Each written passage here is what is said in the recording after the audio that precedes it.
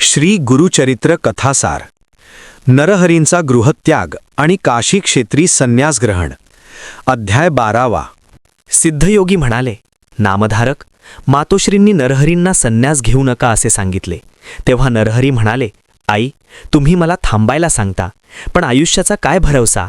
देह अनित्य आहे, म्हणून जोपर्यंत हा क्षणभंगूर देह साथ देत आहे तोपर्यंत धर्माने वागून पुण्यकर्मे करणे हे प्रत्येक मनुष्याचे आद्य कर्तव्य आहे.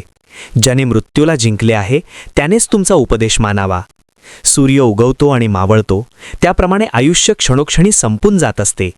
मनुष्य अल्पायुषी आहे, त्याचा देहही स्थिर नाही.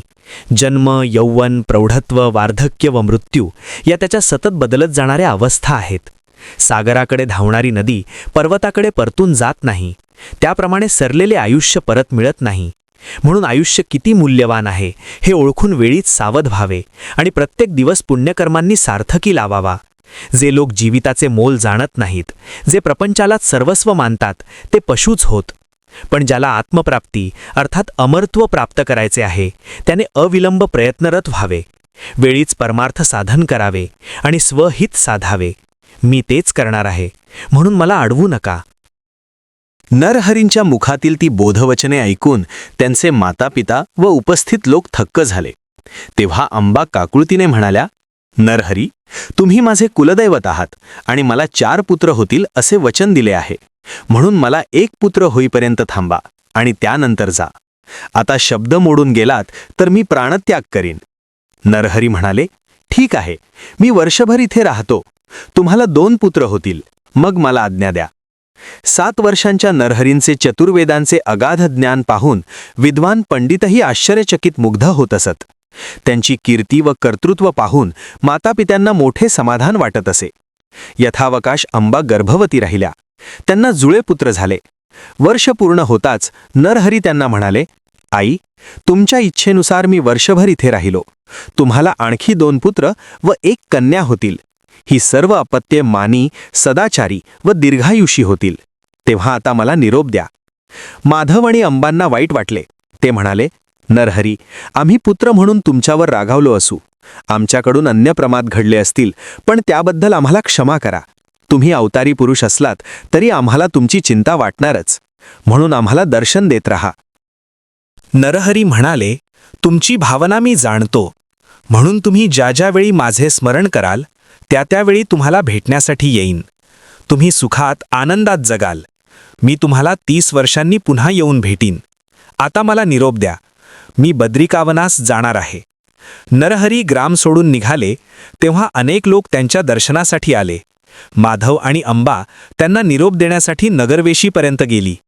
नरहरींनी त्यांना श्रीपाद श्रीवल्लभ आणि दत्तात्रयांच्या रूपात दर्शन दिले.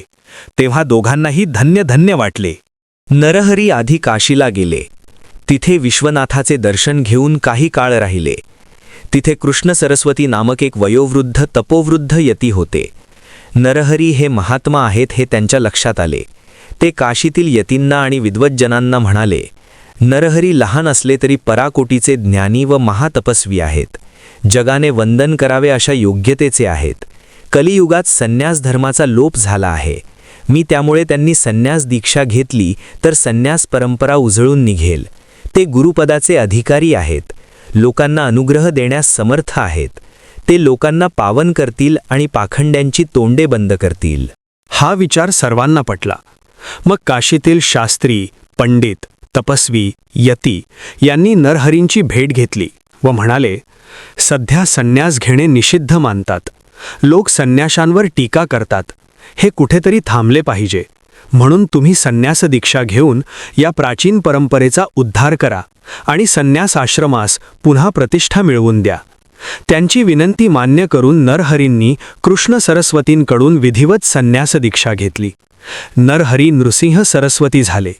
ते ऐकून नामधारकांनी विचारले, नरहरी दत्तांचे अवतार आणि स्वतः जगद्गुरू असूनही त्यांनी गुरु का केले? कृष्ण सरस्वतींची गुरु परंपरा काय आहे? सिद्ध म्हणाले, श्रीकृष्ण जगतचालक असूनही सांदीपणींना गुरु करून त्यांनी गुरुपदाचे व गुरुपरंपरेचे महात्म्य अबाधित ठेवले. नरहरींनीही तेच केले.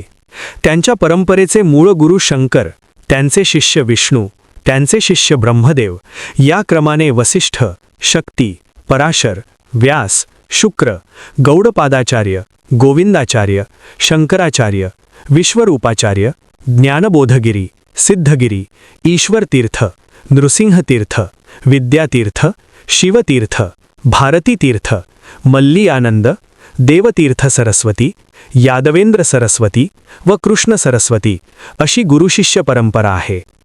संन्यास घेतल्यानंतर श्री गुरु नृसिंह सरस्वतींनी काशीमध्ये ज्ञानदानाचे महत् कार्य केले. अनेकांनी त्यांचे शिष्यत्व पत्करले. मग शिष्यांसह तीर्थयात्रा करत ते प्रयागास गेले. तिथे माधव नामक ब्राह्मणांनी त्यांच्याकडून संन्यास दीक्षा घेतली. श्री गुरुचरित्र कथासार अध्याय 12 समाप्त.